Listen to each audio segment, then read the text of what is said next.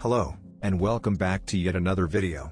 This is the 13th episode in a Naruto Uzumaki story in which a few little changes might have a significant impact. Knowledge provided early in Naruto's career converted him from a hopeless loser to a powerful and skilled shinobi. Historical differences that have long ago passed have resulted in a totally different consequence than we imagined. After you've finished watching, please like, share, and subscribe to the channel. To begin, please like, share, and subscribe to the channel. Let's get the party started. The two fighters eyed each other as Genma stood between them. Naruto was back in a spare set of clothes that he always kept on hand. A pair of blue pants, blue sleeveless form-fitting shirt with bandages wrapped around his ankles and arms. A bracer on his left arm and his gauntlet on his right with a set of black gloves covering his hands since his orange ones had met an unfortunate accident. He was not wearing a cloak for this battle, knowing it would most likely be destroyed. So, should we set any rules for this engagement? Asked Naruto as he rolled his shoulders in an attempt to keep them loose. While he was looking forward to this fight, he was feeling pretty tired and not at all sure how well he would do. Yugito was not only a Jinchuriki who had full control over her Baijuu, but technically a Jonin-level Kunoichi even without its powers. And while Naruto himself was no slouch, he just wasn't at that level quite yet even when he was at his best. Though he had no intention of giving up without a fight. Yugito looked thoughtful for a moment before nodding. No Jinchuriki powers for this battle. The last thing we need is to utterly destroy the stadium. Today it will all be about skill. Naruto nodded, very well. He smiled. I've actually been hoping we would get to fight. Oh? Yugito gave him a racy grin. Looking forward to fighting against someone as beautiful as me? Having talked with Yugito and dealt with her personality enough, he now had an idea on how to respond. And so, not missing a beat, he said, well, I was really just hoping that this spar would give me an excuse to get rid of your clothes. The spiky-haired blonde gave the female Jinchuriki a cheeky grin as she blushed. Hey, I think I'm getting the hang of this whole flirting scene. With all the jutsu that will be flying around, it would be rather easy to accidentally destroy them. And you called me a perv, Yugito shot back, giving a smirk after she had gotten her blush under control. I take it both fighters are ready? Genma mumbled a bit, trying to get the pair back on track. You know I am. Yugito got into a taijutsu stance. I've been ready since I got here. Naruto slid into his own stance. And maybe after this I can finally get some fucking sleep. He looked at Yugito and grinned. Care to join me when I do? Yugito smirked. Maybe if you win. Hajime. Almost as soon as the fight started, Yugito shot towards Naruto, who had thrown several shuriken and began doing a set of hand seals. Shuriken Kage Bushin no Jutsu. The group of 5 shuriken multiplied into 50, however Yugito used her cat-like agility and reflexes to weave between them all without slowing down. When she got within range of Naruto, she lashed out with a claw swipe. Naruto went in to block the attack, however the moment the hit connected, Yugito grabbed his forearm and tossed him over her shoulder. Not one to be outdone so easily, he began doing another set of hand seals as he flipped around. Landing on the ground, he thrust out his hands, Fuuten, Kamikaze Seiken. Yugito merely grinned as she did her own hand seals, Katen, Karyuenden, Fire Release, Fire Dragon Missile. She took a deep breath before breathing out a stream of fire that overtook his wind jutsu, making the jutsu expand as it came towards Naruto. Oh fuck me, Naruto cursed as the flames made contact with him, expanding even more as it overtook him. Yugito looked up when the technique ended to see the burnt remains of a log. Knowing he was still around, she went back into a stance and began to search the area wearily. However, there was no sign of the younger blonde, making her frown right before a pair of hands latched onto her leg. Yugito's eyes widened as Naruto shot up from the ground, unable to move because of the clone holding onto her. Yugito got hit. However, the reaction one would expect of a person getting hit did not happen here. Instead, the blonde female exploded in a burst of lightning as soon as Naruto's fist made contact, sending Sejunon rocketing back. Naruto grunted a bit as he hit the ground, forcing his body to move despite the electric current that was running through his body. Looking up, he was forced to roll out of the way as Yugito came in and smashed into the spot where he had been standing. Naruto pushed himself into a series of flips as he moved away from Yugito. Stopping several feet away, Naruto reached into his left pouch and brought out a scroll, which he unrolled and channeled chakra into. A torrent of water shot out and Naruto began to make several hand seals. Suten, Suiryu no Kiba, Water Release, Water Dragon Claw. A decent-sized dragon formed out of the water, roaring ferociously as it threw a clawed hand at Yugito. However, right as it hit, said woman phased out of existence, revealing it to have been nothing more than an afterimage. She appeared right next to Naruto, smashing two fists into his ribs. The whiskered blonde grunted as he got the wind knocked out of him, but still managed to block the next attack. The taijutsu battle that ensued afterwards was fast and furious. Yugito used a mixture of striking at weak points, as well as claw swipes and grappling techniques to go with her fluid movement and flexibility. Her strikes were almost too fast for Naruto to keep up with, and more often than not he had ended up getting hit. Naruto backpedaled as Yugito took a swipe at his face, then moved in, hoping to catch an opening as she spun around. It was not to be as Yugito continued her spin and kicked him in the face, sending him stumbling back. The stumble was turned into a back roll as Yugito came at him. Kipping up on his feet, Naruto had his hand in a hand seal and his cheeks bulged.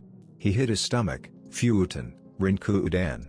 The ball of compressed air shot at Yugito, however, even though the attack was almost launched at point-blank range, the Kumoku no Ichi managed to bend herself so that the jutsu passed over her. As she got back up, Naruto managed to smash a foot in her chest, but before he could pull it back, Yugito caught a hold of it.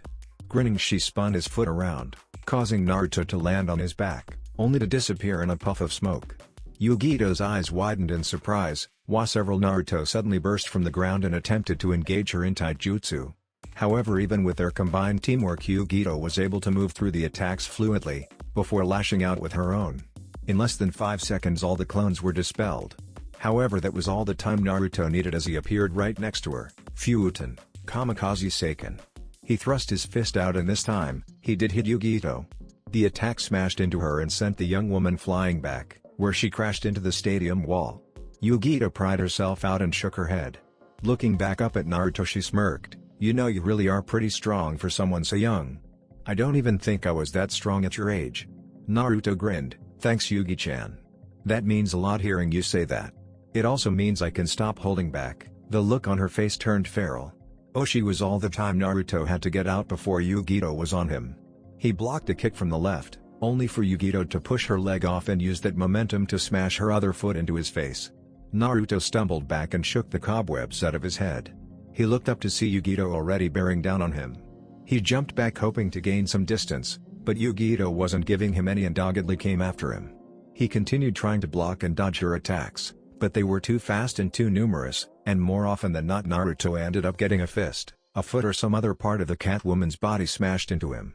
Yugito made one last claw swipe at him, however this time Naruto exploded, sending the Kumoku no Ichi flying back. She landed on her feet and skid across the ground. Once she stopped, Naruto came up from the ground right under her, and this time when he hit her, Yugito did not explode and was instead launched into the air. Jumping up after her, Naruto appeared above Yugito and came down with an axe kick. The moment he did, the blonde knew something was wrong, and only a quick Kuriwimi saved him from being fried to a crisp, as Yugito turned out to be another Raibunshine, having replaced herself a few seconds after she had been sent flying. Appearing a safe distance away, Naruto looked around for his query. Not finding her, he sent a pulse of chakra throughout the stadium in the hopes of finding Yugito. When there was no trace of her, he frowned. There's no way she's out of the stadium since she would be disqualified. That means... He jumped up at almost the same time that Yugito came up from under him. Naruto was just barely able to avoid the swipe that came his way. He could not, however, dodge the kick that Yugito sent him. Grunting, the blonde shinobi flipped around before he landed on his feet, only to jump away seconds later as Yugito came down and hit the spot he had previously been. Raiten, John, lightning release, false darkness. Naruto looked up just in time to see a bolt of lightning shoot out of Yugito's mouth. Cursing, he used a Kuriwimi to replace himself with a log. However, much to his surprise and shock, the bolt of the lightning veered away from the now destroyed log and began to chase after him. Naruto was forced to duck, dodge and jump around the lightning bolt as it followed him. "Man, is this battle getting intense," Kotetsu said, watching the fight with a critical eye. "So do you think Naruto can win this one?" "I'm not sure," Izumo shook his head. "That Kumo girl is good, too good to be a Jinan, and we know next to nothing about her abilities. It was unfortunate that Naruto had to face Neji and Lee. Those two forced him to reveal a lot of his abilities. They were also stronger than the ninja that Yugito girl faced, and while I'm not certain of it, I'm pretty sure she is stronger than Naruto even at his full strength. If he does win, it will be on luck." "There's no doubts there," Kotetsu said. "That girl is definitely Jonin level. Her speed, taijutsu, strength, ninjutsu, tactics. It's obvious that she's only officially a Jinan. I guess we'll just have to see if Naruto has any other tricks to pull out of his sleeve, and knowing him, he might still have some way to pull off a miracle." Naruto grit his teeth as he dodged the lightning bolt again, however this time it managed to graze his arm, sending a shock through him. Damn it! I need to find some way to get this thing to stop following me. He looked over at Yugito to see her holding a hand sign and realized what was happening. Of course. She's controlling the jutsu and with hand seals. I need to do something that makes her drop the jutsu. Naruto began channeling yokai into his mouth. Kitsune bai. A light blue ball of flame shot out of his mouth, and headed for Yugito, forcing her to cancel her jutsu and jump away as the foxfire hit the ground where she had vacated and created a large explosion. Naruto dodged the John one last time before it hit a wall and dissipated in an explosion of electricity. Knowing that taijutsu was out of the question, Naruto created a cage bunshine and both of them began doing hand seals. Fuuten, Atsugi, wind release, severing air pressure. Kaden, Gokyaku no Jutsu. The clone expelled a large fireball from its mouth, while Naruto shot a tornado at the fireball that compressed the fireball before releasing a white-hot torrent of flame. The heat was so intense that Yugito felt her skin being singed as it came towards her. Luckily a quick Kuriwimi allowed her to escape as the fire hit the ground with an explosion that rocked the entire stadium. Wow! Ino breathed as the explosion ended. What the hell was that? That was what's known as a collaboration jutsu, Asuma said, not taking his eyes off the fight. It's when two jutsus combine to form a more powerful attack.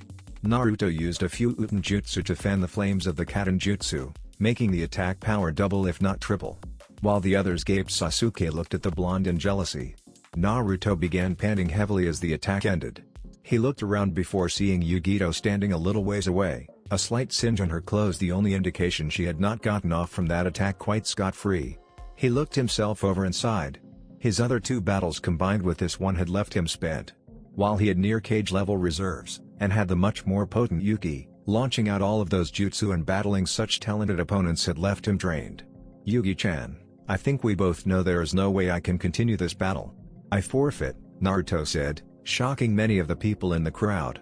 Yugito grinned, that's a wise choice. Still, considering how much you've already fought, you battled extremely well. Naruto returned her grin with his own fox-like one. I know, that's what happens when you're as awesome as me. Yugito just shook her head and chuckled. Shusa. Ni Yugito, Genma said. For a few moments the crowd was silent as they digested what had happened. After that a few people began to cheer while others, the ones who had lost money on betspood. Oh man, I can't believe he lost, Kiba said. He was on fire. Hinata shook her head. It's obvious he was exhausted from his previous battles. That Kunoichi didn't have to fight his tough opponents. I guess that's true, Kiba sighed. Do you think he would have won if he was at full strength? I don't know. That was definitely an interesting battle, Izumo said as he clapped. There were some really good fighters this year. Yeah, Kotetsu agreed. That Lee kid, Temari was decent, Yugito, Neji, and Naruto. Who would have ever thought he would have been as good as he is now? Definitely not me, Izumo shook his head. Though out of the five of them I think only Yugito, Temari and Naruto should be given the position of Chunin. Agreed, the others showed Chunin and even Jonin level skills, but they simply didn't show the ability to properly use them. Aww. Naruto lost. Ino whined. After his other two fights I was so sure he would win. Kurenai shook her head. While he has obviously gotten stronger, he was completely exhausted by his previous battles. Do you think he would have won if he wasn't so tired? Asked Tenten, who had recovered from her battle with Temari. I don't think so, Kakashi said, causing the others to look at him. That girl is obviously far above Jinan level, and while the same could be said for Naruto, I'm almost positive that girl is at least around the same strength as me. The other Jonin nodded their heads, knowing it was true, as well as knowing that she was a Jinchuriki like Naruto himself.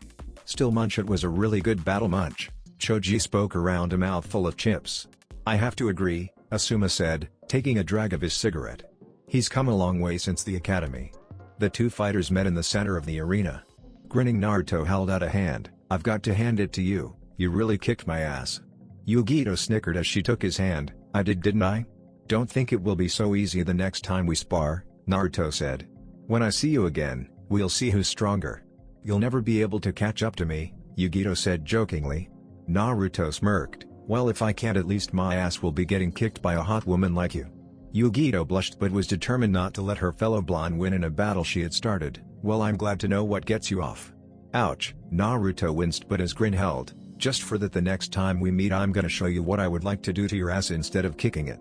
This time Yugito did blush, and Naruto could finally say he had chalked up at least one definite victory for himself. I guess that pervert Jiraiya really was good for something other than his books and kicking my ass during our spars. Are you two with your verbal sparring? Asked Genma. The two turned to look at the proctor as if just now realizing he was there. They looked back at each other then and turned to him again. Sorry, they said in an eerie synchronized fashion. Genma sighed before speaking up, and now for the special treat battle. Uchiha Sasuke will get to face Yugito. As soon as the announcement was made said Uchiha appeared in the arena, an arrogant smirk on his face. Despite having seen Naruto's battle, he was looking forward to this fight, especially after having seen how powerful this blonde woman was. She'll be perfect to test my strength against. He looked at the woman who would be his next stepping stone on his path to killing his brother. Naruto placed a hand on Yugito's shoulder. I'm not going to wish you luck, since you won't need it for him. But I would like to ask that you open a huge can of woo pass on the arrogant team. I thought he was your teammate Naruto-kun? Yugito said with a raised eyebrow. Oh, he is, but the team can get pretty full of himself sometimes. Actually he's almost always arrogant, Naruto shrugged. I find that nothing will bring the team back down to earth like a good old-fashioned ass-kicking. Yugito grinned. Well, in that case. Naruto grinned before he used a sunshin and appeared next to his sensei. Yo, Kaka-sensei. Kakashi blinked at his blonde student. Yo, Naruto, nice job on your battles. You've really come pretty far. And I also see you were able to learn quite a few of those jutsu I gave you. Yeah, I learned 4 of them, Naruto hummed for a moment. I was hoping to get a few more than that, but 4's pretty good considering I only had a month to train in Urosen and was a slave driver with my taijutsu. Urosen? Kakashi blinked, wondering who that was. Naruto? Naruto turned around and saw Tenten standing next to him. He gave her a smile. Hey Ten-chan. I'm glad to see you up and about. How are you feeling? Tenten blushed a bit but smiled at the concern she heard in his voice. I'm doing good, thanks to you. I saw your battle with Yugito-san. You did really well. You think so? Naruto rubbed the back of his head, grinning a bit despite the hesitance he heard when Tenten called Yugito by her name. Thanks, she was a tough opponent. Honestly I think she's probably the strongest person in this exam. From what I can tell you're right, Kakashi said. In fact I would have to say she is around my level if not stronger than me, so for you to battle her as long as you did was quite impressive. Naruto blushed a bit at the praise, as well as some of the gawking stares other people in the stands were giving him. Thanks Kaka-sensei. Kakashi looked at him for a second as he heard the new apparent nickname. Great, now he's giving me nicknames like Kushina-san did. At least it sounds a tad better than Kashi-kun. You're welcome Naruto. Hey you two, looks like the battle is about to start, Asuma said. Naruto turned back towards the arena with a grin on his face. Oh I can't wait to see the team get his ass beat. Duck Butt is in for a rude awakening. While Naruto considered Sasuke to be something of a friend, the raven-haired Jonin always remained aloof and arrogant. The only exception was during the second exam, but almost as soon as it had ended the boy went back to being a prick. Inside his mind Kyuubi snickered. It will be nice to see such an arrogant prick humbled. That boy has been starting to remind me of him far too much. He would easily betray others if it meant getting power. You said it Q-chan. Genma looked between the two opponents and held up his hand. Hajime. He brought it down before sunshining away.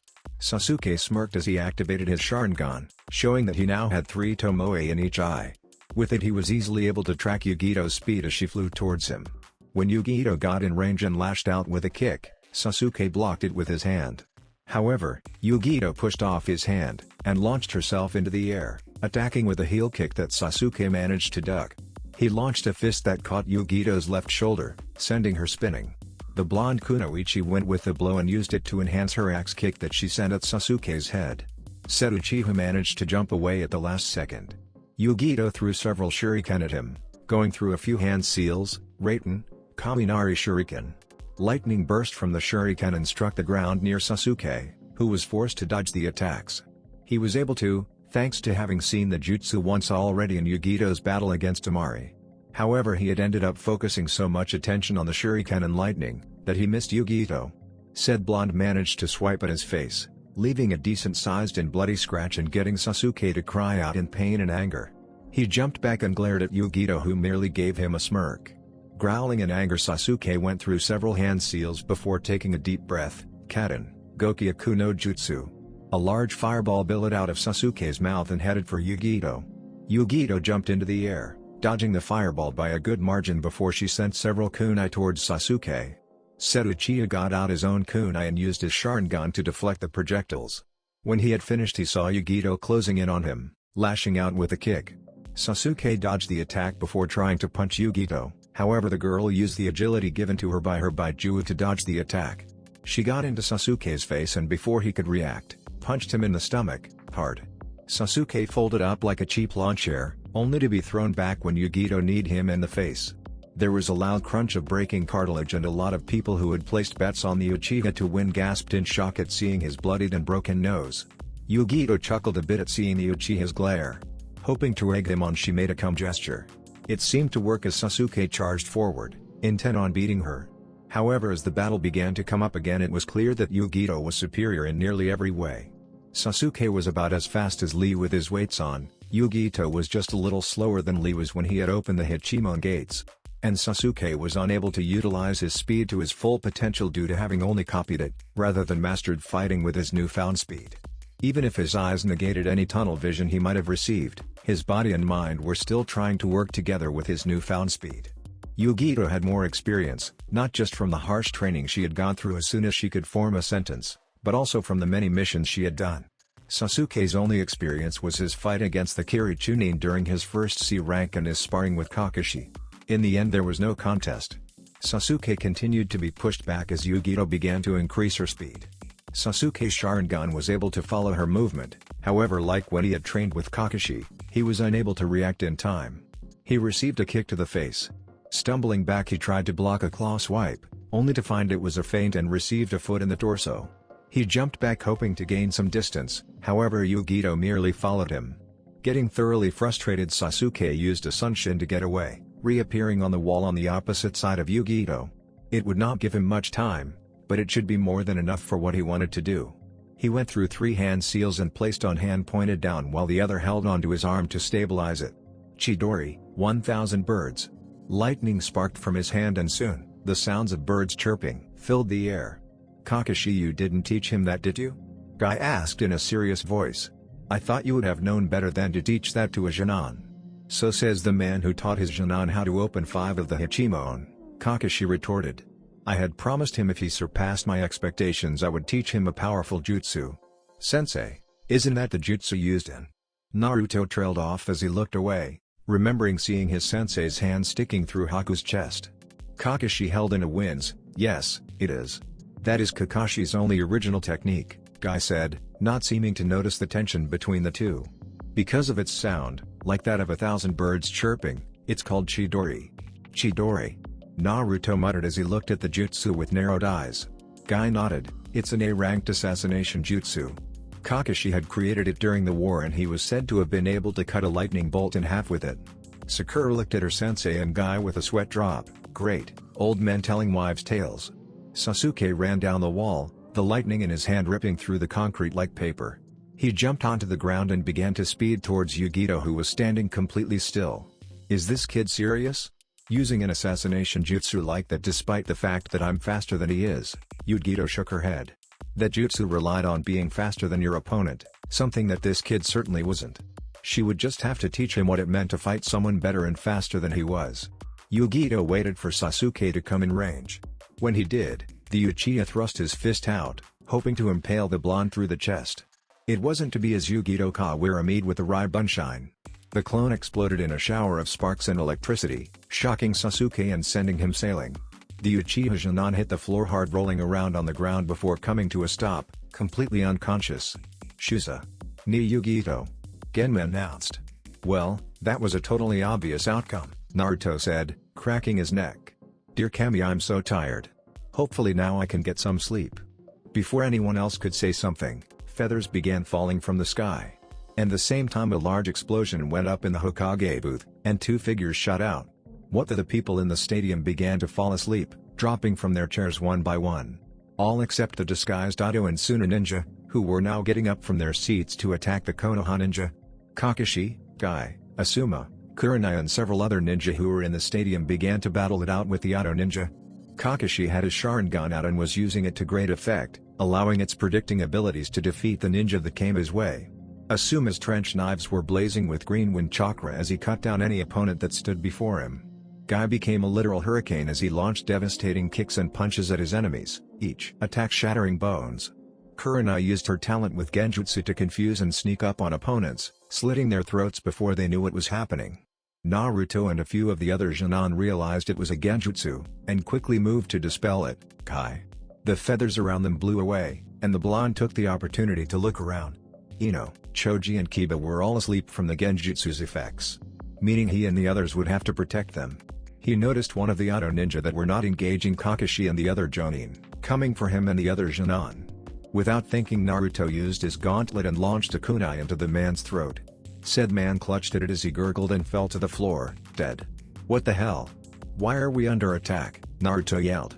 He did not get an answer, but he knew better than to actually expect one. Naruto grit his teeth as he summoned his bow staff and began to fight several of the auto ninja who had appeared. Using a dazzling spinning combination to block several attacks that had been sent his way, spinning on his heels, the blonde Konoha shinobi twirled the staff around himself as he began smacking the auto ninja away from his unconscious comrades. Sakura! Hinata, Naruto shouted, getting the two frightened girls' attention. I need you to inject the Jonin who are still out of it with your chakra. We can't afford to have them asleep for this.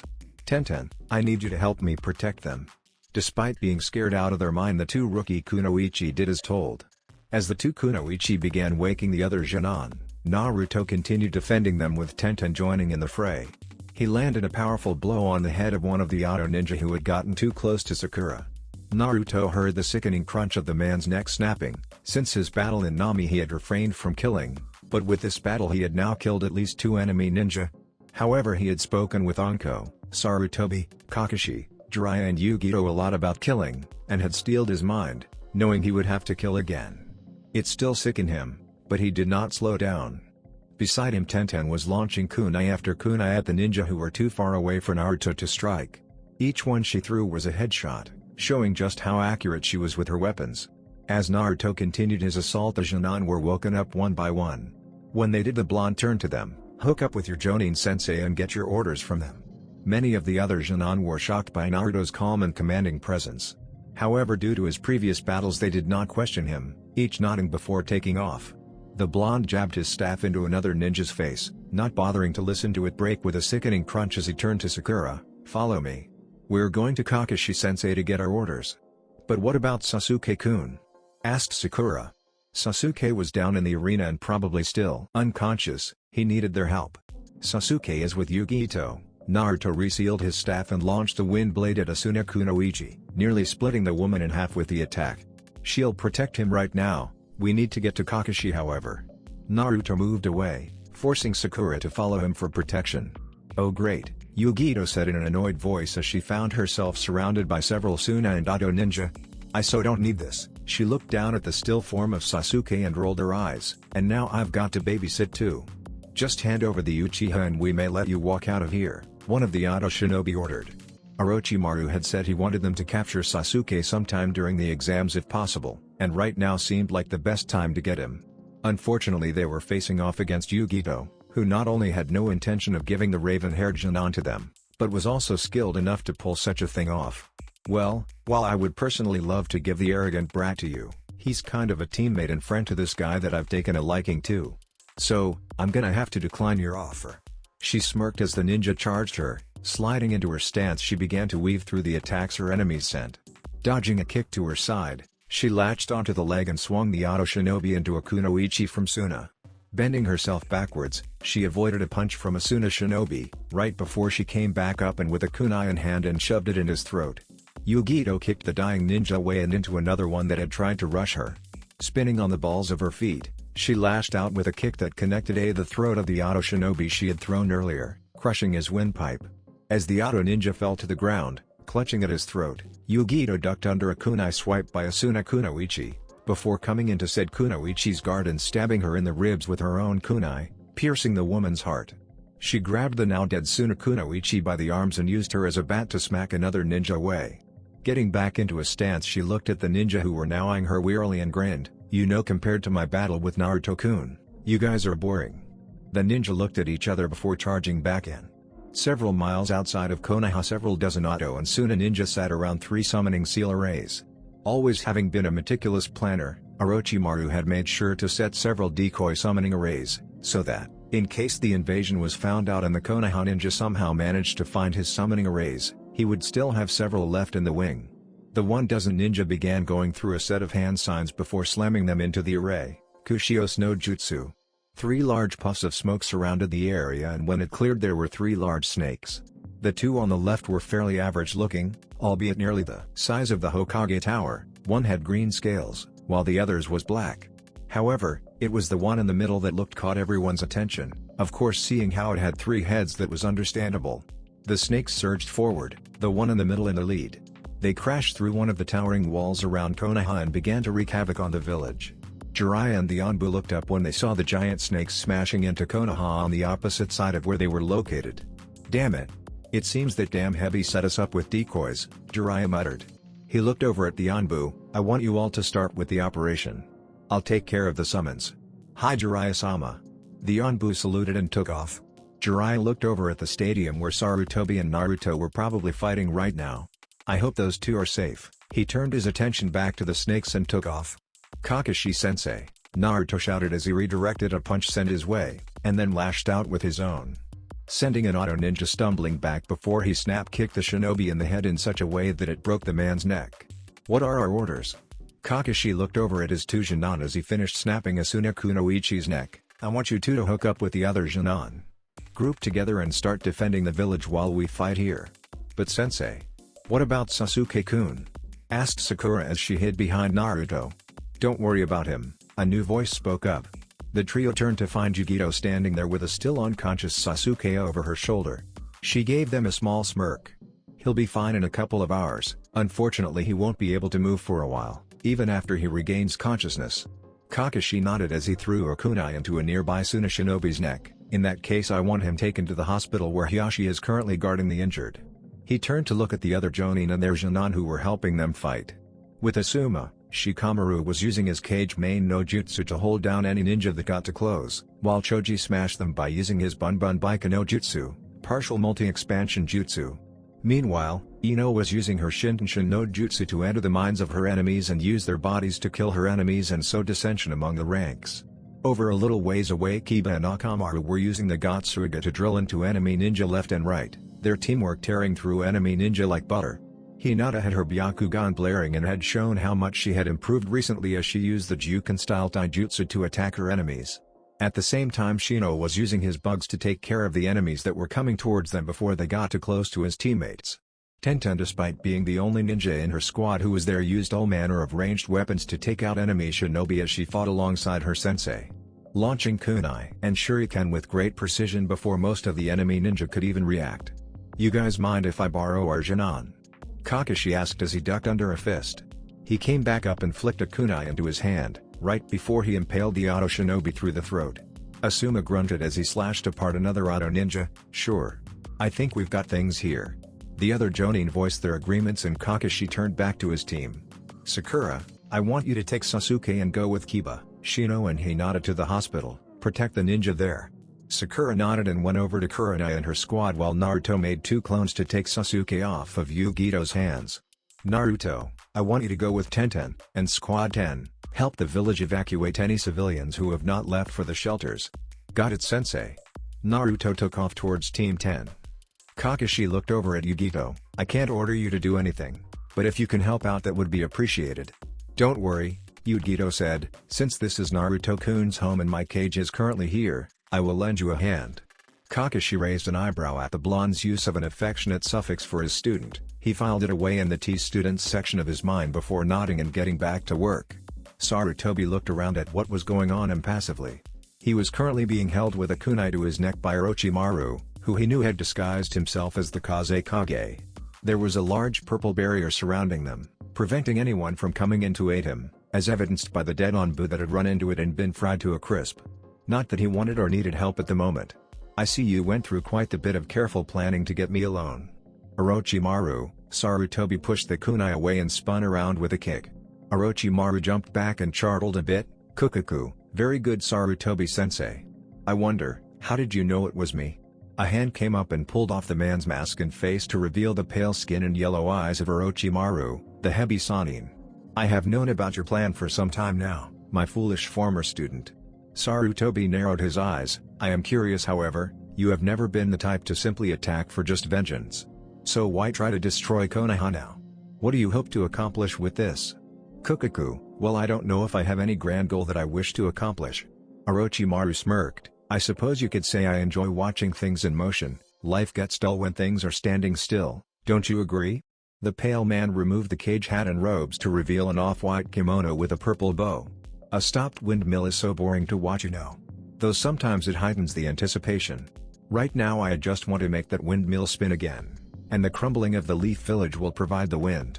Orochimaru took a few steps towards his old sensei. His eyes were alit with excitement. Sarutobi only smirked at his student as he removed his robes and hat to reveal his battle attire. Near samurai-style armor and helmet similar to the kind the Neon Shodaime Hokages wore.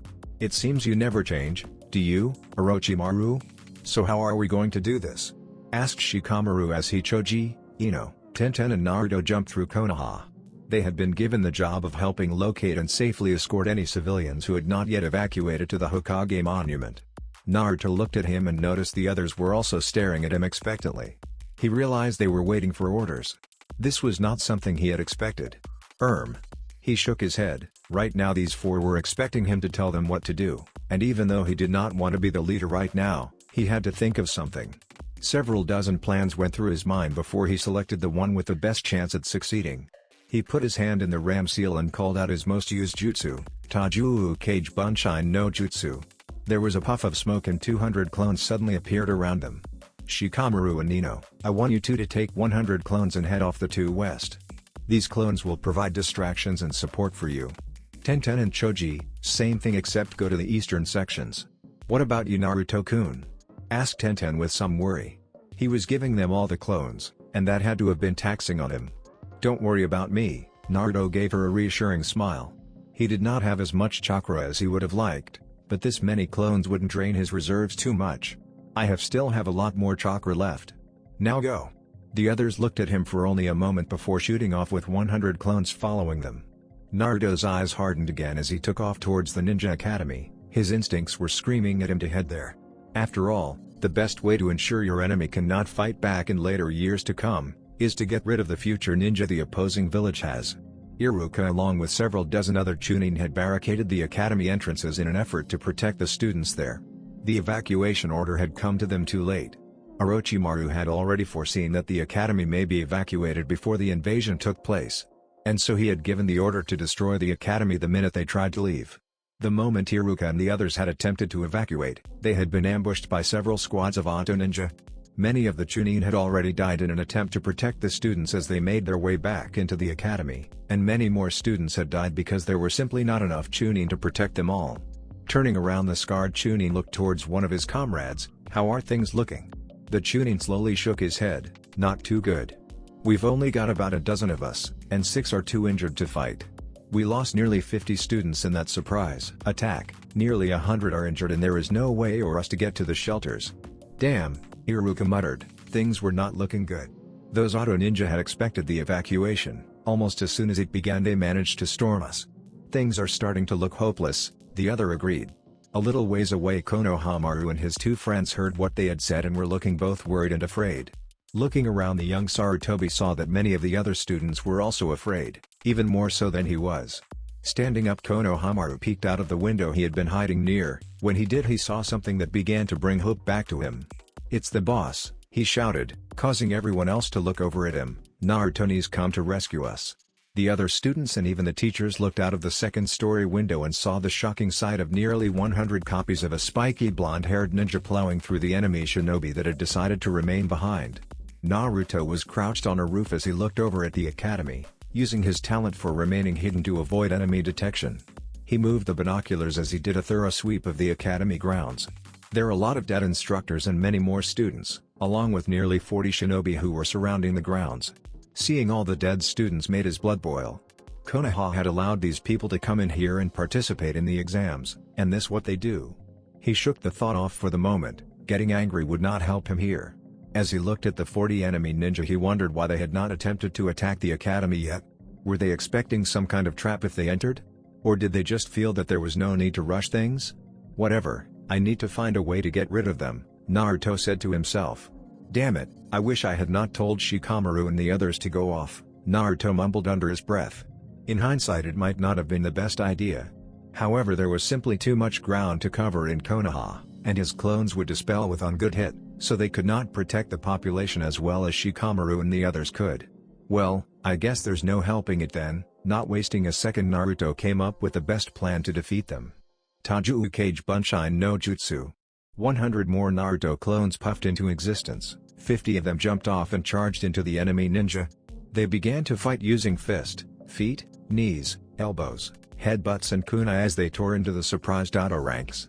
It took a while, but soon the Auto ninja began fighting back, dispelling the clones faster than Naruto would have liked. However, their job was not just to fight against the enemy ninja, but to herd the enemies into a single spot so that they would be trapped for Naruto's planned jutsu. So in the end, it did not matter how many of them dispelled so long as there was enough clones to execute his plan. The other 50 Naruto clones used as much stealth as they could to make it to the academy walls. A few were dispelled, but most managed to make it in front of the door, which by now was littered with dead Auto ninja. The clones took up a defensive perimeter around the academy's main entrance. Meanwhile, Naruto had jumped in the air, using his wind chakra to boost his height so that he was above the Auto ninja and is currently fighting clones. He made another clone in midair and both began doing hand seals. Fuuten, Atsugai, Kaden, Gokyaku no Jutsu. The clone expelled a large fireball from its mouth, while Naruto shot a tornado at the fireball that compressed the fireball before releasing a white-hot torrent of flame. The flames shot right into the midst of the enemy shinobi, incinerating them in seconds. An explosion soon lit up the area as Naruto landed on the ground. The blonde dropped to a knee while panting a bit. Grimacing, he reached into one of his kunai pouches and pulled out a chakra pill. Normally he would never eat one. In fact, Naruto had never had to eat any kind of supplemental pill in his life, since he had such large reserves and Kyuubi healed everything before it became a serious problem.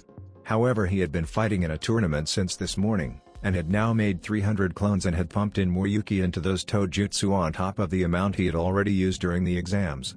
So he did not have much of a choice right now. He popped the pill in his mouth and chewed.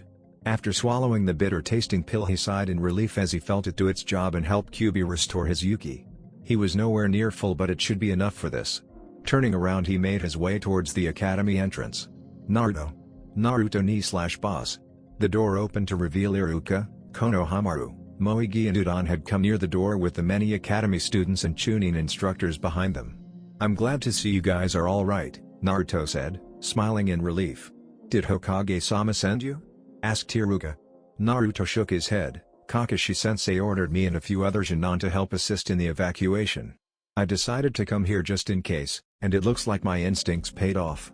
He looked at Iruka with a rare serious expression on his face. Are there any injured?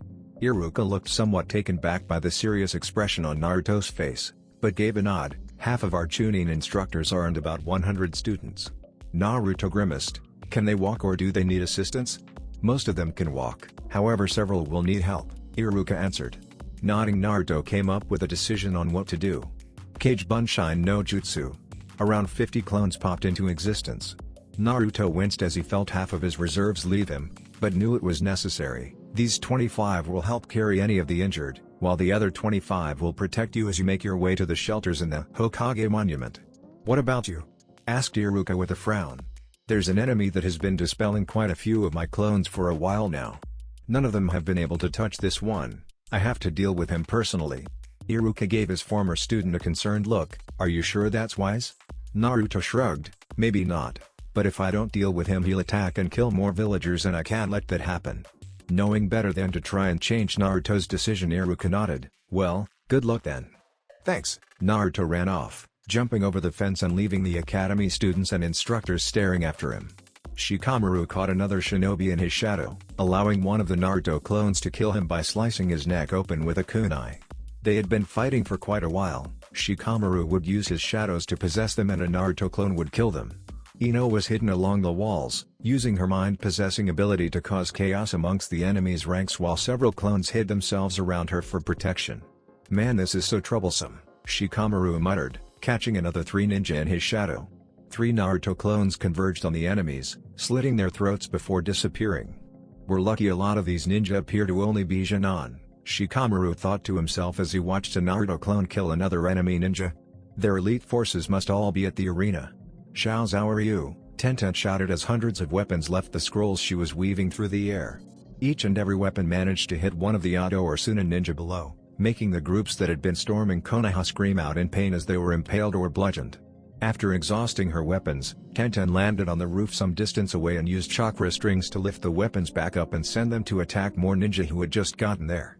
In another street just a little ways away, Choji was rolling over every enemy ninja he came across, smashing them like pancakes, while the Naruto clones were either fighting their own battles, rescuing the civilians that were in the area, or herding the enemy shinobi towards Choji.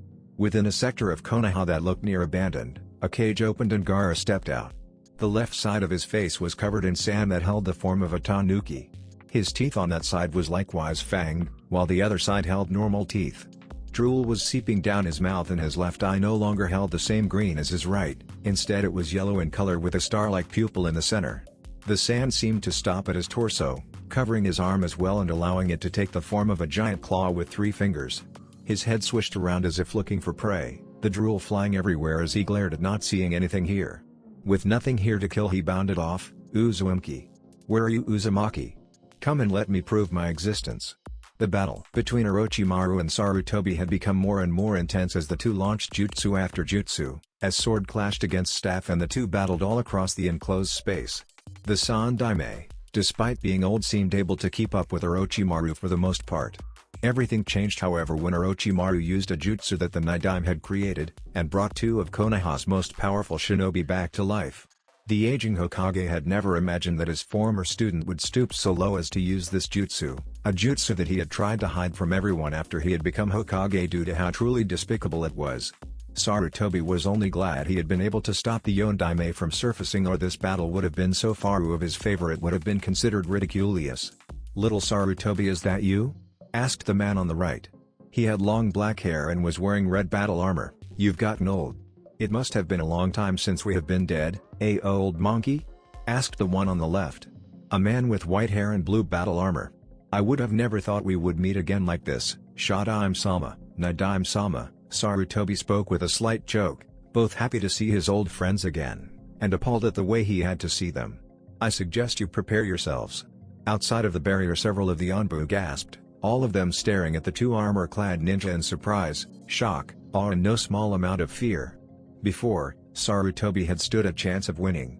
Even though he was old, the man wise and was crafty in the ways of war, and despite his age was still very strong and had taken down opponents far worse than Orochimaru. Now however, he was being forced to face 2 of the strongest shinobi that Konoha had ever produced, 2 of the village's founders. The Anbu were no longer sure if their leader could win, not against a Sannin and 2 former Hokages. The Nidaime glanced over his shoulder to see Orochimaru closing in with a set of specially designed kunai. He was easily able to realize what was going on. "I see, so this is the one who was able to perform Edo Tensei, Resurrection of the Impure World. That's pretty impressive." The Shadaime looked over at the Sandaime Hokage. "If this is true, then I would assume we're here to battle you, little Saru. I am correct?" "Yes, it is. Now if you 3 old fools are done reminiscing, let's get started," Orochimaru stated as he put the 2 specially tagged kuna into the backs of the Nidaimes and Shadaime's heads. "I want to watch the leaf burn." The Shadaime sighed. "It seems no matter how much the times change, there will always be battle." "Yes, but you like the idea, don't you?" Orochimaru chuckled. Using the dead as tools, "Orochimaru, you have lowered yourself even more than I thought possible." Sarutobi clenched his fists. Orochimaru smirked. "Say what you want, but the times have changed and I've waited too long to watch this village burn to the ground. But don't worry, sensei, I'll give you the privilege to watch your beloved village get razed before I end your life." However, much to Orochimaru's surprise, Sarutobi merely smirked. "That will not be happening today, my foolish student. Since you plan on using 2 cages to fight one, I believe it's time I even up the odds." Pulling out 2 scrolls from his pouch, Sarutobi threw them into the air before going through a set of hand signs. The 2 scrolls fell back down, but Sarutobi caught them, and set them on the ground where he unrolled them. It was then that Orochimaru saw just what was on the 2 scrolls and felt his eyes widen. Kushios no Jutsu.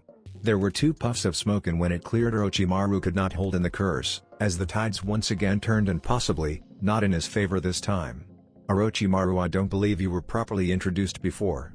I would like you to meet the Raikage of Kumagakure and his brother, Kirabai. Yo, I float like a butterfly and sting like a bee, that because I'm the Eight Tails Jinchuriki. Sarutobi, the Anbu, Orochimaru and even the puppet cages all sweat dropped at the man's rapping. I coughed, well now that B has gotten that out of his system, why don't we start this battle? I couldn't agree more, Orochimaru said, deciding to ignore the man's rapping, since even he thought it was weird. It did not matter if Sarutobi had help, he would make the leaf burn. Orochimaru looked in anger at the two ninja that had appeared from the ceiling scrolls.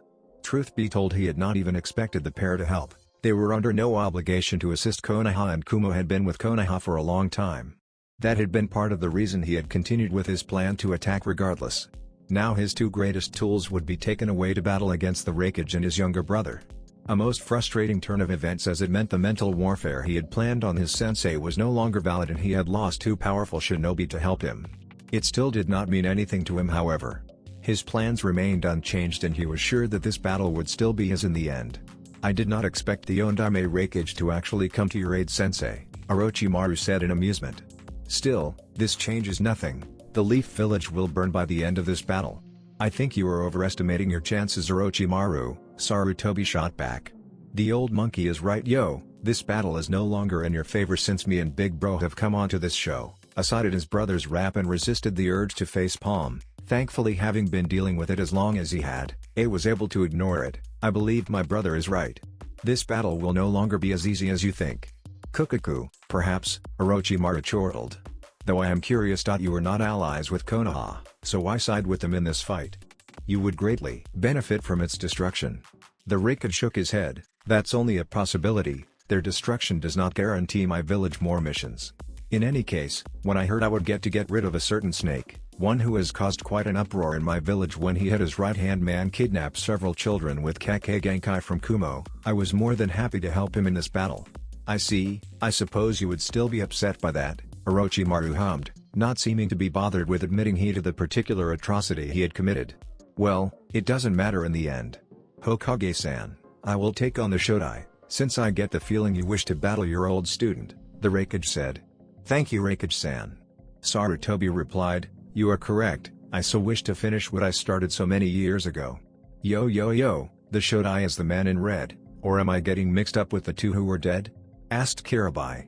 No, you are correct. Sarutobi did his best to ignore the man's raps by imagining it was no different from the times when Naruto would say Dadabayo. Then I guess that means I get the one in blue, he looks like he would be fun to fight too. Let's just get this battle started, the Raikage commented as he saw the two former Hokages charging in. He and Kirabai immediately leapt in front of the pair and with a twin shot of lariat, kicked two of the strongest ninja ever produced in the village away. As they ran after the pair of reanimated Kages, Sarutobi continued glaring at his former student. Sarutobi watched the pair move off to fight his two former senseis. He was now very glad he had decided to tell the Yondaime Raikage about Orochimaru's planned invasion. A had refused to tell him why he had agreed to help Sarutobi in this fight, but hearing about what his former student had done made him realize it was a matter of village security. It disgusted and pleased him at the same time that Orochimaru had managed to get on A's bad side, or he would have been forced to face his former teachers and friends. He knew that his age was catching up with him. The fact that his battle with his former student had lasted as long as it had was proof enough. Had it been even a few years prior, Sarutobi would have been able to kill his former student with only minor troubles. I am curious, Orochimaru. What do you hope to gain in attacking Konoha after all this time? Asked Sarutobi, hoping to get more information out the snake Sanin and stall him. Orochimaru hummed as a smirk adorned his face. I suppose I could tell you. The reason I postponed this village's destruction is really quite simple. I wanted something that would help me accomplish my ambitions of learning every jutsu in the world. What I want are the eyes that can turn even the great Kyubi no Kitsune into nothing more than an obedient pet. The eyes that will allow me to copy jutsu with a single glance, that can break the will of others with by merely looking at them, that can bring forth black flames that will burn for 7 days without end. So, you want Uchiha Sasuke then? Sarutobi had already suspected this. Naruto had mentioned it during the debriefing and Jiraiya had agreed that it was what the snake would want. Yes, Orochimaru said with a hiss, I want the boy with the Sharingan. He will be a great asset to me as my next host. Sarutobi frowned as a bad feeling came over him. Next host? Kukaku. Orochimaru laughed as he reached a hand to his face in a manner similar to what he had done in the Forest of Death and when he had pulled away his Kazekage disguise. He peeled away the flesh of his skin to reveal what lay underneath, causing Sarutobi to gasp. What is this?" Sarutobi shouted in horror and disgust. "Who are you?" "Kukaku," came the now feminine laugh. The person standing before him no longer looked like his former student. Instead it was a woman, though her skin was as pale as Orochimaru's and she still contained yellow eyes and that unnaturally long tongue. However, everything else about this person was different. The woman gave Sarutobi a sick grin. "Why don't you recognize me, sensei?" "It's me, Orochimaru." "You?" Sarutobi growled out in anger at seeing how far his student had now stooped to have fallen so low. "You're a fiend, Orochimaru." "Kukaku, do not be so angry, sensei. That look really doesn't suit you," Orochimaru chortled. "You are old, sensei, and just by looking at you I can see that age has caught up to you. We both know, had you been younger, you might have been able to defeat me. Age has made you weak. But I have gained the power of immortality. No sacrifice is too small for that power. I will never end up like you. Too weak and fragile to stand up against those I should have beaten." Sarutobi shook in a mixture of rage, regret and sorrow. To see his prized student fall so low, all for the desire of gaining immortality. This man was no longer worthy of being called his student. He was now a monster, someone who held no remorse or regret for the deaths he had needlessly caused in his quest for immortality. What made it worse was that Sarutobi knew he could have ended this man years ago, when he had first found out about his student's experiments on the people of Konoha. However, he had let his love for his student get in the way of the decision he could have made, the one he should have made. There were only a few things he had ever come to truly regret in his life. The first was how he had been unable to give Naruto the life he should have had for bearing the burden of the Kyuubi. The second was not being able to help Minato and Kushina when they had decided to make their son Ijin Shiriki, not being able to sacrifice his own life so that they could have raised Naruto as he should have been. And the third was standing right in front of him. However, he would no longer run away from this decision. Today, he would either end his foolish, former student, or die in the attempt. "Orochimaru." Sarutobi snarled as he bit his thumb, smearing the blood along his other hand and beginning a sequence of hand seals. "It was a mistake to let you live all those years ago. However, today, I will rectify that mistake. This is the day I end your ambitions, my foolish former student." Kushios no Jutsu. Sarutobi slammed his hand into the ground, an array of seals appearing under it. There was a puff of smoke to signify the Hokage summoning something. When the smoke cleared, it was to reveal a large white ape with ninja attire and a Konoha headband secured around his forehead. The ape observed his new surroundings briefly, before his eyes locked onto the gold-slitted eyes of Orochimaru. "So it has come to this after all," the old ape ground out, turning his attention to Sarutobi. "You're a pathetic fool for letting that man live, Saru. Had you just killed him the last time you had met, none of this would have happened. I know I was foolish back then, Enma, however, rest assured that I will not be letting this monster live beyond today." Sarutobi replied, knowing his summon had never been happy with his decision to let the snake Sannin go. "This wouldn't have happened had you just finished him the first time you had the chance. Enma, use that so we can rid ourselves of this snake once and for all." "Very well," the old ape said before forming a hand seal. "Hench, Konganyai, adamantine staff." A puff of smoke later, a long black staff with golden-ended tips appeared in Enma's place. Sarutobi grasped the staff in his hand, twirling the weapon around expertly despite not having used it in battle for a few years. He settled himself into a stance and glared at his opponent. Smirking at his sensei, Orochimaru opened his mouth and allowed a snake to slither out of it. Said serpent hissed as it opened its jaws to reveal the hilt of a blade. Orochimaru grabbed onto the hilt and pulled it out of the snake, letting it retreat back into its master. "The Kusanagi." The Enma transformed staff spoke, "I may be tough, but that will injure me after a while. I will be sure to end it before that happens," Sarutobi replied. Orochimaru grinned as he swung the sword a few times. "Well, shall we begin, sensei?" "Of course, my foolish former student." Sarutobi rushed forward. "Let us begin." The Rikage held in a smirk as he looked at the Shodai Hokage. "You know, I have always wanted to fight against an opponent of your caliber." His smirk turned into a frown when he did not receive an answer. Though in hindsight it was to be expected, after all, what did he expect a dead man under the control of a madman to say? "Well, I suppose we should just get started," he mumbled. The dark-skinned man took off his robe and hat, throwing them away where they made a loud crashing sound to reveal they were weighted. Having never been patient enough for his opponents to make the first move, charged at the Shodai. He sent a fist at the man, not at all bothered when it was blocked and a fist was sent his way in return. He blocked the fist easily enough and pulled the man into a knee, however the Shodai merely flipped over the man, spinning in mid-air to launch a kick at A. The Hokage managed to duck under the kick, grabbing the Shodai by the foot. The Hokage managed to toss the armored ninja away. The Shodai flipped himself over, landing on his feet and looked up to see A charging towards him. Hashirama placed his hands on the ground, causing several tree branches to sprout out in an attempt to grab onto A. The Hokage tried to jump away from the attack, but a vine managed to wrap itself around his ankle. A grunted as he used his strength to rip the vine and continued his charge towards the Shodai. In response, Hashirama went through several hand seals. Afterwards he slammed them into the ground, causing multiple bamboo spikes to shoot out. Despite his size, the Hokage moved between the bamboo shafts with relative ease, and swatted away those few that he could not dodge. Finally closing the distance, he lashed out with a kick. However, Hashirama managed to jump over it, landing on the dark-skinned man's bulky shoulder. He attempted to kick A, but the Hokage threw him off before it could happen. He landed on the ground some distance away, and went through more hand seals. Slamming his hands in the ground caused multiple large wooden pillars to shoot out and smash into A. The Hokage grunted as he crossed his arms in a guard as the pillars slammed into him, using his strength to stay in the same spot. Keeping one hand on the branch he had, A used his other one to smash into the pillar. Said wooden pillar shattered as he hit it. A began doing his own hand seals before opening his mouth. Raiden, John. A large bolt of lightning shot out at Hashirama, who began his own hand sealing. A large wooden dome formed around him, protecting the Shodai from A's lightning attack. When the lightning dissipated, the dome came down. Hashirama looked around only to find no one. It was then that he received a powerful blow to the face, sending him flying backwards, where he smashed into the ground and skidded across it. Knowing that Hokage would never be defeated by only one hit, the Hokage began doing more hand seals. Raiden, Kaminari no Kamiken, Lightning Release, Lightning God Fist. A thrust out his fist, causing a large blast of lightning to shoot out at Hashirama. It soon took the shape of a fist, right before it crashed into the Shodai, causing him and the area he was in to explode in a shower of lightning. The Hokage frowned as he waited to see what had happened, knowing better than to let his guard down. His decision was soon shown to be a prudent choice, as several wooden stakes shot out of the dust and debris his jutsu had kicked up.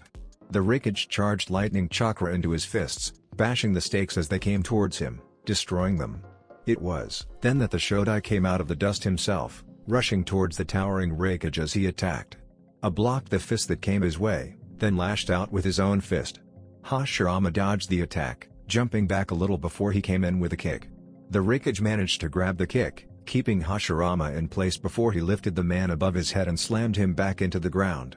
A then jumped up and flipped himself over as he attempted to heel drop the Shodai. However, Hashirama managed to roll away, pushing himself into a flip and landing on his feet a few meters away.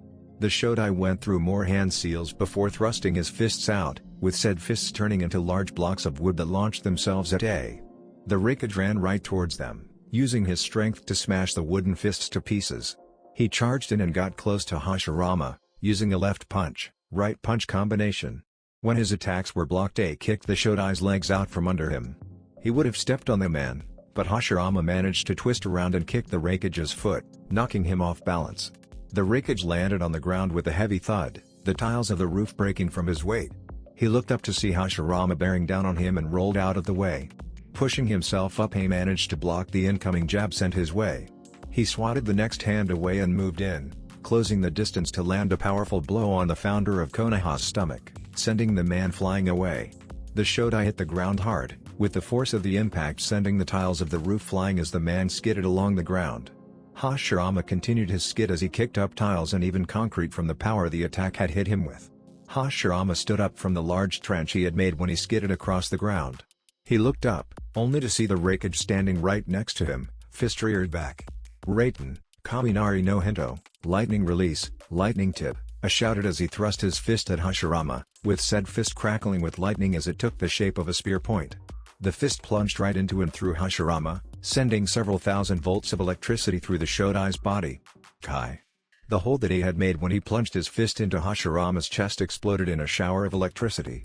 The Shodai was sent flying backwards as the blast destroyed half of his body, though oddly enough no blood came out of it.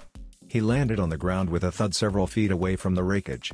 Nodded to himself as he saw the damage done to his opponent. He was about to breathe a sigh of relief when he stopped, looked at Hashirama's body again and then gaped. The area that his jutsu had destroyed was slowly reforming as ash began to cover the area, crawling along Hashirama's skin and leaving behind unmarred flesh, as if the wound had never happened. When all of the damage his jutsu had done was healed, Hashirama stood up as if he had never been injured. "Oh, what the fuck? I swore, this is great, I'm fighting an undead cage.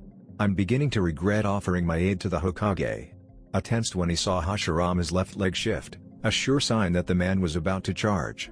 His theory proved to be correct when the Shodai began speeding towards him. The wreckage growled in annoyance as he set himself in a stance, waiting for the Shodai to get near him. When the man was in range, A launched a fist at the man. It was blocked, of course, but A had anticipated this and grabbed onto the Shodai's forearm, using it to pull the man into a knee. Though, that too proved unsuccessful when Hashirama managed to block the attack with his own knee. Still, it proved useful in getting close, and the wreckage was able to launch several successful hits on Hashirama. Using his powerful physical strength, A pummeled the man with his fists with bone-jarring force. If the Shodai was not already dead and incapable of feeling pain, he would have been howling at the amount of abuse his forearms and joints were taking. The amount of power in each of A's strikes were more than enough to break the bones of all but the most powerful of taijutsu users. Having had enough of the man blocking his attacks, A grabbed both of Hashirama's arms in his next combination. The wreckage then proceeded to jump into the air, and launched a devastating double stomp kick on the Shodai's chest. The force of the assault was enough that Hashirama's arms, which were still in the grip of the wreckage, were ripped off at the sockets, and the man himself was sent flying back, where he once again crashed into the tiled roof with enough force to send tiles and grout several dozen feet into the air. Through the arms he now held away, and looked towards where Hashirama was. He quickly let out a frustrated snarl as he saw the man once more getting up from his lethal attack, the Shodai's arms having already been regrown. I realized that he was going to have to really go all out on the guy if he wanted to win. Quite possibly, it would take having to destroy Hashirama's body entirely to defeat the man. He watched as Hashirama went through a set of hand seals and then slammed his hands on the ground. A large number of thick trunk-sized vines shot out of the ground, launching themselves towards A, who had already begun his own hand seals. Raiten, Raryudan, Lightning Release, Lightning Dragon Jutsu. A large dragon made of lightning appeared in front of A, letting loose a fearsome roar before it charged towards Hashirama. The roots and vines that got in its way were utterly destroyed as it made its mad dash towards the Shodai. Before it could hit, a large dome of wood covered Hashirama's form, taking the brunt of the attack. However, unlike the first attack this jutsu blocked, the lightning dragon was too powerful to block entirely, and it ended up drilling straight through the wood dome. The explosion that followed was nothing short of spectacular as lightning arched out in all directions from the point of the jutsu's impact. When it cleared, it revealed the dome had been utterly destroyed, with chunks of wood lying around the area, and a large crater showing on the roof. A was already looking down at the destruction his jutsu had caused. Seeing there was nothing there, no corpse or anything, he was positive he had won. Still, he knew better than to let his guard down until he was sure that victory was his. His actions were shown to be a wise course of action when seconds later several vines shot out of the ground and began to wrap around him. He tried to break free, of course, but he was surprised enough that he had let the vines grow in numbers that even his strength could not break out of. Instead, they managed to wrap around his boy, until he was entirely covered in them, and then they began to squeeze the life out of him. Only for A to explode in a shower of lightning, destroying most if not all of the vines that had been around the now revealed Raibunshine. A few seconds later, Hashirama appeared next to where the clone had exploded, looking for his opponent. Raiten, Raikonami no Jutsu, Lightning Release, Lightning Wave Jutsu. A voice called out. Less than a second later, a large wave of lightning burst from the left in a decent-sized explosion. Hashirama jumped into the air in order to avoid the attack, but it was then that another attack was called out, this time from above. Raiten, Reikuo. Hashirama only had time to look up as a ball of lightning shot towards him, smashing into his body and sending several thousands volts of electricity through him as he plummeted to the ground. He hit the ground with a loud crash, sending tiling and concrete in all directions as the lightning exploded against him. A landed on the ground when the lightning attack ended and saw, much to his disgruntlement, that there was nothing there except a pile of wood. Moku Bunshine, wood clone? A wondered as he stared at the pile. His mental question remained unanswered as he was forced to jump back when several large wooden stakes shot out of the ground at his former position. Looking up, he saw Hashirama staring at him, his hands still on the ground. If it could have cursed, he would have, but as it was he had no time to get enough breath for such a thing, as he was forced to dodge a number of large wooden stakes that continued shooting out of the ground at him. Deciding he had enough, I began channeling lightning chakra through his entire body, letting it pour out of him. Lightning began dancing across his skin, sending jolts that arched away every now and then, a testament to the amount of lightning chakra he had begun channeling. Soon enough he was covered in lightning, making it look like he was covered in a living, light blue armor.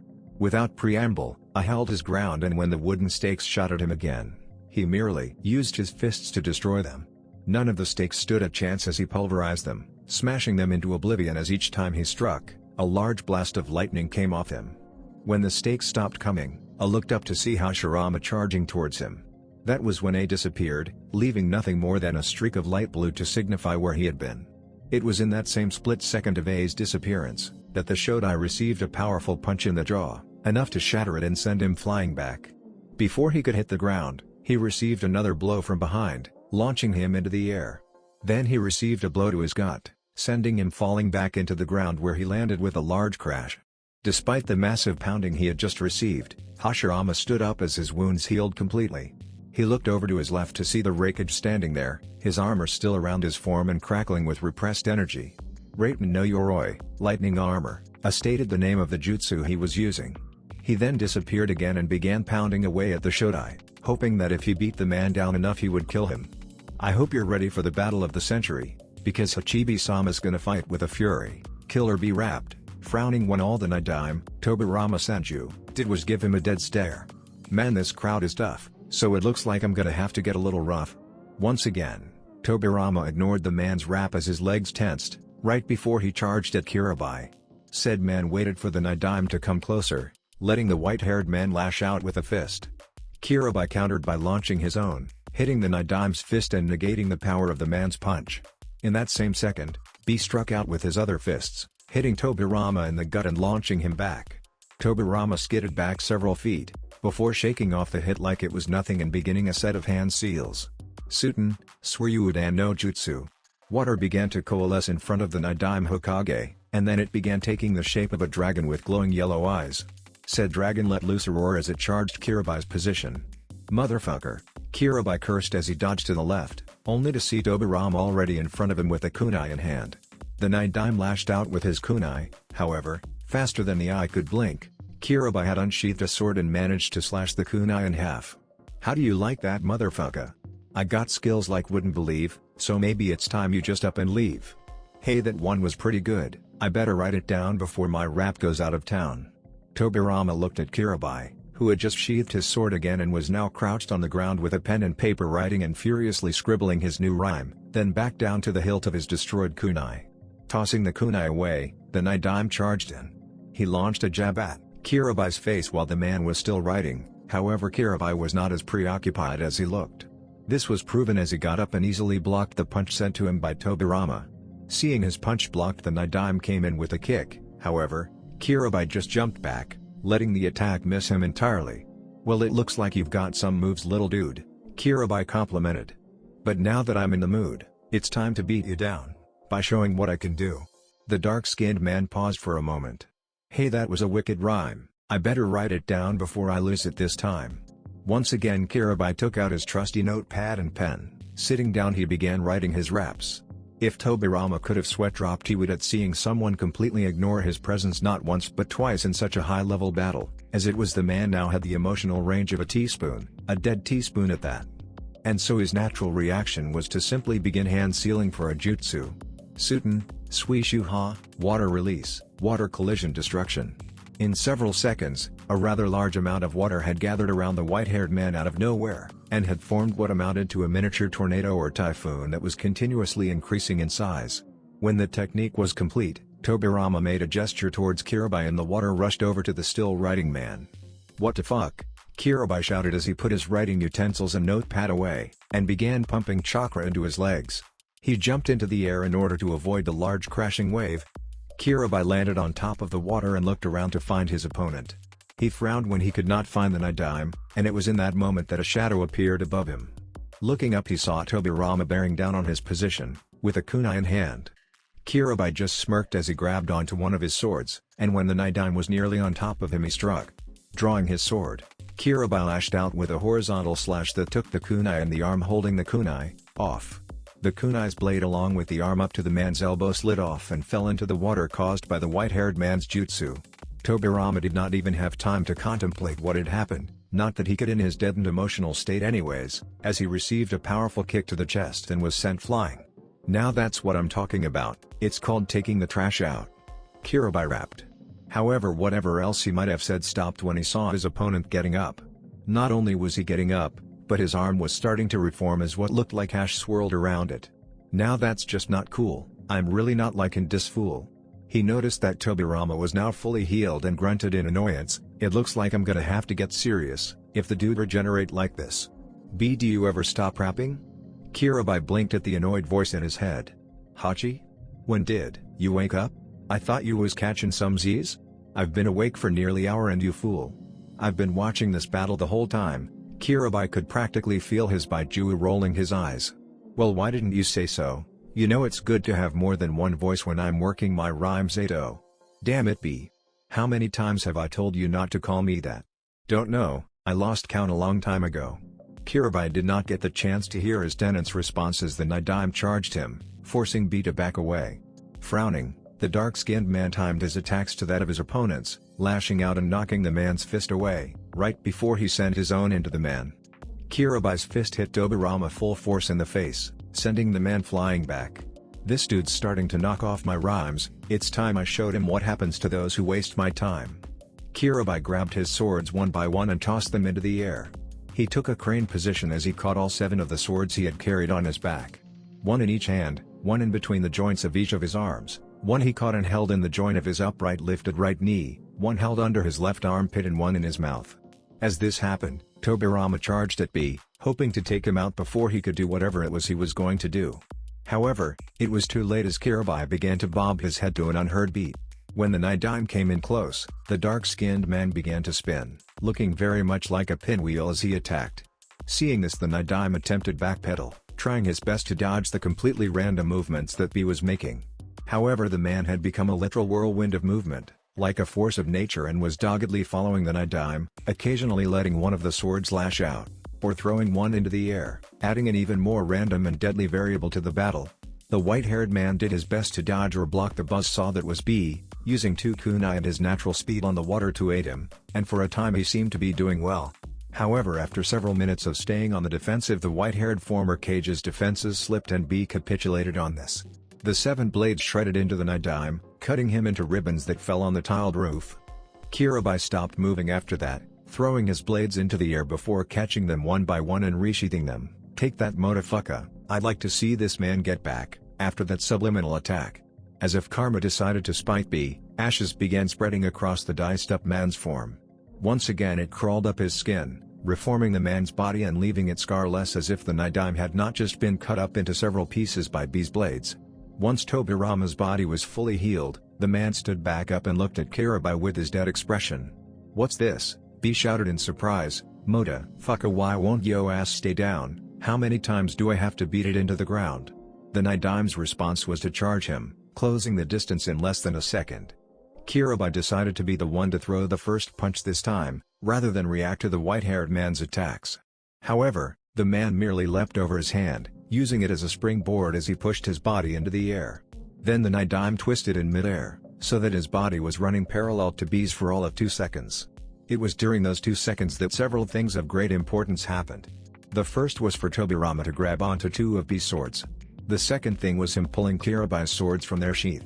And last, was him landing on the ground, spinning around and taking a 2-sword stance behind B, who had not moved since the entire thing happened. Oh motherfucker! He did not just grab my swords. Kirabai shouted in his mind. Now in Kumo there were a few rules he had set that were known very well to all citizens of Kumo. The first was don't diss his raps. The second was don't diss his friends. The third, and probably the most important rule, was don't touch his swords. The one man who had not known that rule, a missing ninja he had fought once, had done just that and been on the ass end of the mother of all ass kickings. By the time B had been done with the man, he had been begging for death. You motherfucker better pray to whatever kami you worship, Kirabai said, for once not being able to rap due to his anger. 'Cause I'm gonna be beating your fucking ass." Shinobi then charged at Tobirama, grabbing a hold of two of his swords as he rushed the man. The Nadim waited until B had gotten close enough to strike, and then sent out the sword in his left hand in a thrust, hoping to pierce the dark-skinned man in the heart. It wasn't to be as B twisted his body, spinning around as he brought his right sword up, slashing the man's arm off at the elbow. As he continued his spin, B sent a horizontal slash across the man's chest, slicing into tit with relative ease. Though, it did not go as deep as it could have since Tobirama had jumped back, receiving only a light gash, one that quickly closed up. Bending down, Shinobi retrieved his sword and then looked up. He felt himself getting angry at seeing the man already had his arm back. Da fuck. How does this dude keep doing that? It's that ash-like substance around him. B. You say it's to ash hachi? What is dat shit anyways? How should I know, you idiot? All I know is that it gathers around him after he receives an injury. So dis motherfucker is like some kind of invincible fool. So how do I kill him? He's already dead, moron. I don't think you can kill him. What you talking about, A.O.? Anything can die. If he's already dead, I'll you kill him again. B heard a sigh in his mind as his inner demon went silent. It was just a little after talking with his inner demon that he heard the sound of a jutsu being called. Suiten, Suigaden, Water Release, Water Fang Bullet. A circle of water spikes surrounded B before closing in, attempting to impale and crush him at the same time. However, B was already unsheathing one of his swords, channeling lightning chakra through it as he spun. He released the chakra, creating a shockwave of lightning that decimated the water spikes. Shinobi looked over at the Nadim with anger as he saw the man, a hand on his sword, and taking a stance. B grabbed and pulled out another blade and charged at the man. In response to this, the Nadim charged him as well, meeting the dark-skinned man in the center of their battlefield. The sounds of steel clashing echoed throughout the area as the fierce kenjutsu match picked up. The sound of steel on steel echoed across the battlefield as the two continued their fight. Despite his anger at someone else touching one of his swords, Shinobi had to give the Nadim grudging respect for his ability. The man was extremely good with a blade, able to easily keep up with the two that the Hachibi Jinchuriki was wielding. Ducking under a swing, Tobirama came up and attempted to bisect the larger man, only to be blocked as the blade he was using met one of Shinobi's. Less than a second later, the blade in the Jinchuriki's other hand came in with a swing that would take off the Nadim's head if it hit. However, the white-haired man bent back ever so slightly, letting the blade pass him by. Coming back up, Tobirama swung his blade, but it was blocked by the tube he was using. Said dark-skinned man grunted as he used his strength to push the Nadim back, sending the man skidding across the floor. In response to this, Tobirama let up the pressure of his sword, dropping down and attempting to sweep the other man's legs out from under him. However, Shinobi had anticipated this and jumped over the leg sweep, spinning around in mid-air and sending an axe kick on Tobirama's head. It would have worked had the Nadim not already been moving backwards, and so instead, all he hit was the ground. The dark-skinned man stood back up, then swerved to the side in order to dodge Tobirama's downward sword slash. Wanting his blade back, Killer B threw his two swords into the air, grabbed another two swords and threw them into the air as well. Then he grabbed his last two swords. Modifying his stance for 6 blades instead of 7, he caught the other swords. The only difference being he no longer had a sword in his mouth, since the one that he used for that was in the Nadim had in his hands. I float like a butterfly and sting like a bee. It's time to show you why Shinobi is someone you should flee. Ye. Shinobi once again began spinning, becoming the near force of nature he was known for. He began tossing his swords into the air, letting them become added variables as he closed the distance between him and the Nadim. Said Shinobi tried to use the blade he had stolen from B to block as many of the attacks as best as he could. However, there were far too many coming in, at the same time, at different angles. They were too fast and too numerous. The blades attacking in such an unpredictable pattern that it was unlikely even a Sharingan user could follow the movements. Tobirama soon began to get sliced again. His left arm was taken off at the shoulder, his right hand, which was holding the sword, was also cut off. And without even missing a beat, Killer B grabbed onto his sword that Tobirama dropped. Tossing it in the air with several others, before he caught the blade in his mouth, he took a new stance, and began to increase the speed of his spin as he pinwheeled into Tobirama. The man now had no way to defend against B, and even though he tried to backpedal, it wasn't enough. The Nadim's head ended up getting sliced vertically in half, his 2 legs got lopped off, one at the knee and the other at mid-calf. His torso was cut into 6 pieces, 4 diagonally and then 1 down the middle. As a finisher, Killer B sliced the man's head off at the neck, and then sliced the head into 16 more pieces before it fell to the ground. By the time B was finished, the Nidime was just a chunk of flesh. That had to have gotten to motherfucker. If it didn't, I don't know how I'm gonna beat this sucker. B had to hold in a growl of annoyance as he saw Tobirama once again healing. This battle was getting utterly ridiculous. No matter what he did, that stupid white-haired prick with the dead eyes kept getting back up like some kind of zombie. That's pretty much what he is. B, I can't believe I got sealed into an idiot like you. Man, this is getting sick, and not in the good kind, but the kind where I'm starting to get ticked. You'll never be able to beat him like this, B. So what would you suggest? Why don't you let me out? I'll pound him back into the dirt. Sounds like a plan, not like anything else can. B resheathed his blades and let out a sigh. He rarely ever used Hachibi's chakra in battle nowadays, since there were very few people who could force him that far. Nowadays he usually only let his tenant out at his vacation spot Unraikyo, Valley of Clouds and Lightning, where his Baiju could rampage all he liked and not kill anyone on accident. Raising his hands into the air, Killer B let out a howl that, if Tobirama had emotions, would have had him shaking. Since the man didn't, he just charged, hoping to use this as an opening to defeat the dark-skinned Kumo ninja. However, as he charged forward, he soon found himself being forced back as massive amounts of Yuki began pouring out of B. What was more shocking, was that the amount of Yuki was so large that the water around B began getting pushed back, creating a small circle around him as green Yuki formed into a cloak that covered his entire form. As the dark-skinned man's chakra began rising well past the level that any human could ever hope to produce, it began to take a form around him. The Yuki behind him began to take on the shape of tails, cephalopod-like tails that were reminiscent of an octopus. They formed one by one until there were 8 of them, swaying behind the man in an invisible breeze. The last touches were the 2 horns that were added on top of B's head, bull horns that swept around in a circle with the tips ending at the back. This should do it, don't you think, Kato? Kirabai asked. After all, there's no need to go full out on this guy. I couldn't go full out anyways, not with that shield still surrounding us.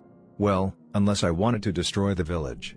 Outside of the shield, the Anbu who were watching the battles taking place all gasped. Another demon.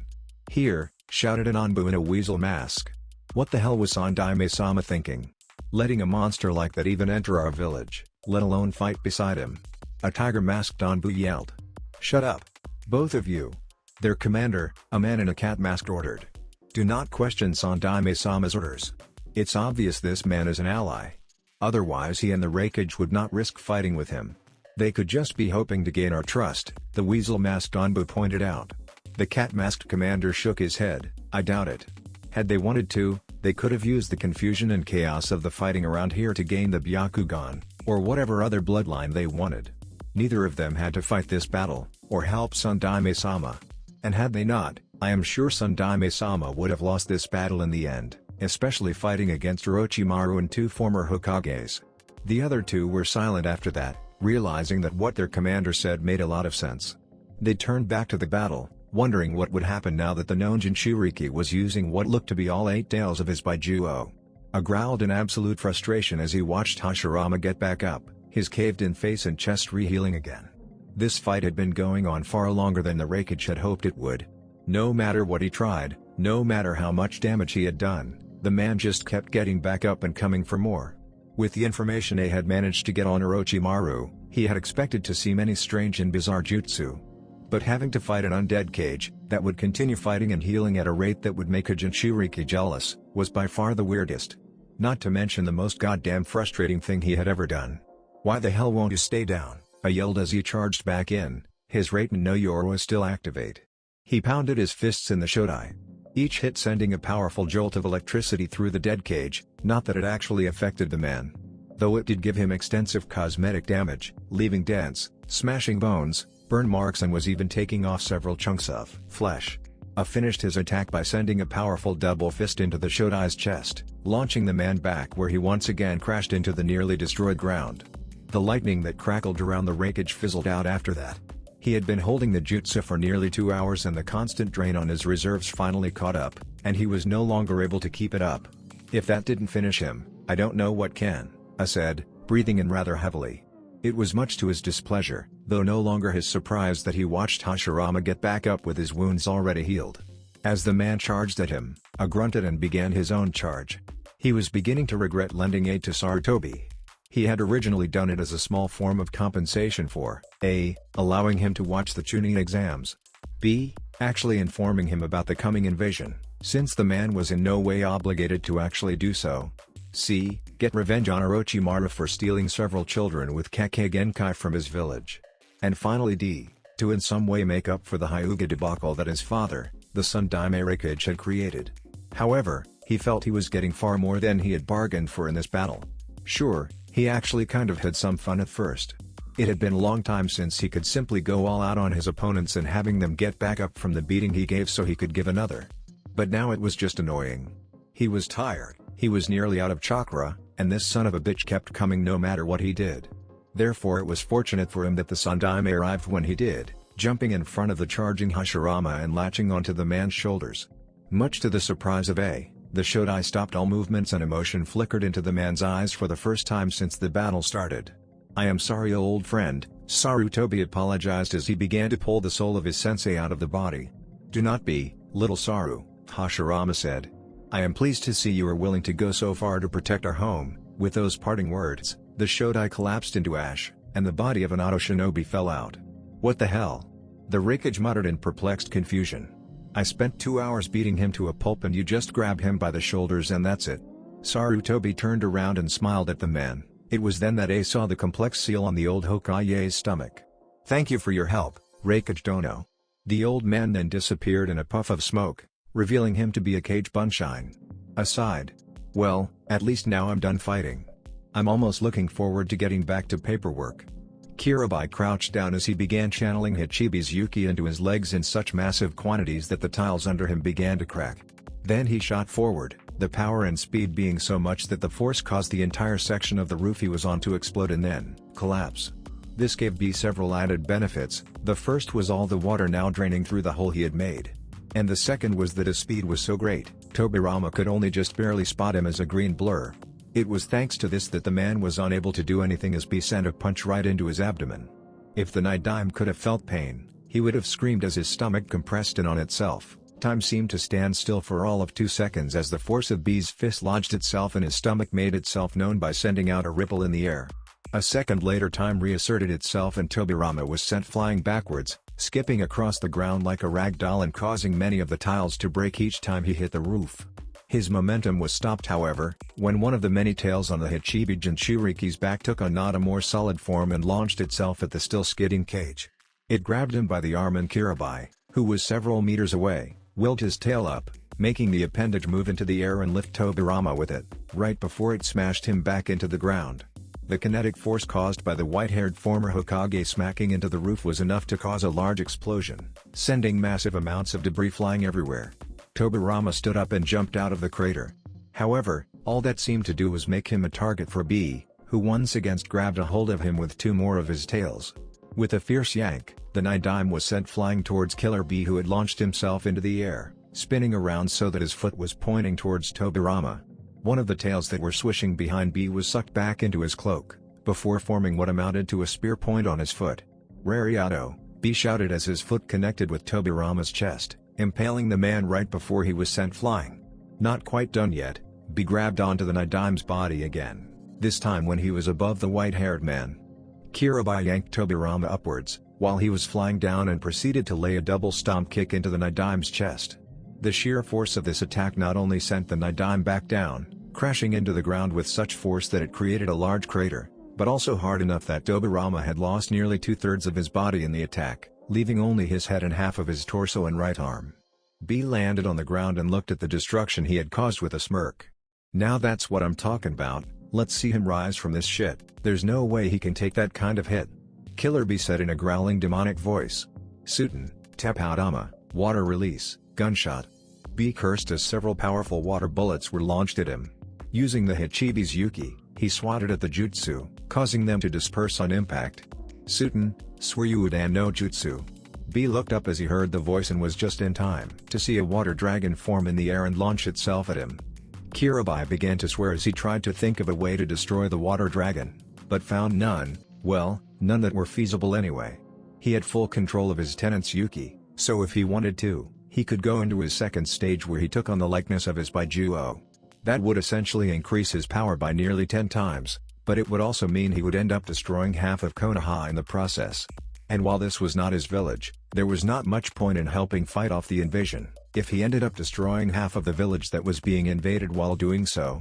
Unable to really come up with anything good, Shinobi sent all of the tails into his arms, forming two wicked-looking drills that vaguely resembled horns.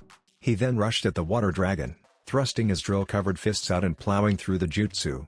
Surprisingly enough, the jutsu gave with little resistance, and while he expected to have defeated it in the end, it was far easier than he thought it should be. Even more surprising was the sight of Sarutobi holding on to the Nidaime by the shoulders. Shinobi could see the pair talking in a hushed tone, which was also surprising, given that the man had been dead to the world for their entire fight. After that, Doburama seemed to turn into ash and a pale white Otokunoichi fell out of it. "Oi! What just happened? How did you beat that fool, when I was unable to?" he asked as he walked up to the old Sandaime. Sarutobi turned around and sighed, "I beat him with the only way I could think of." Killer Bee blinked before noticing the seal on his stomach, a seal that was much like his Baijiu containing one, only more complex. "I see, not quite way I expected him to be beat, but it sure is good now that I get to turn off the heat." With those words, the Yuki cloak disappeared. Sarutobi looked at Bee with a smirk before disappearing in a burst of smoke. Shinobi looked at where the man had been, before turning his attention to the dead Kunoichi. Sighing, he knelt down and closed her eyes, feeling disgusted by Orochimaru, who would use his own ninja as pawns and sacrifices to further his goals. This was one of the few times he did not feel any desire to bust out and rhyme. That's it for this video. I hope you all enjoyed the video. Don't forget to like the video, subscribe to the channel, and follow me on my other social media accounts. Anime God here, and I'm signing off.